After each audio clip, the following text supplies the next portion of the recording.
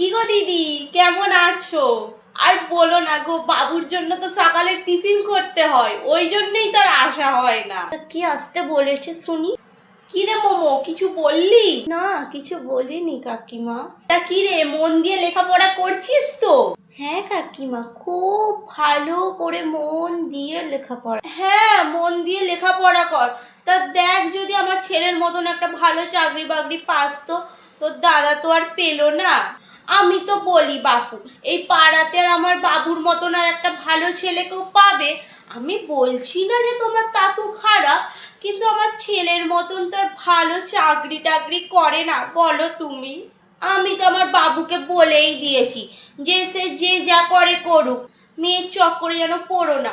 আমার আর বাবুর বাবার কবে থেকে ইচ্ছা আমরা 100টা মেয়ে দেখে তারপর একটা বৌমা আনবো। আমি তো ভেবেই রেখে দিয়েছি বাপু যে আমার বাবুর জন্য মেয়ের বাবার থেকে একটা মার্সিডিজ নেব।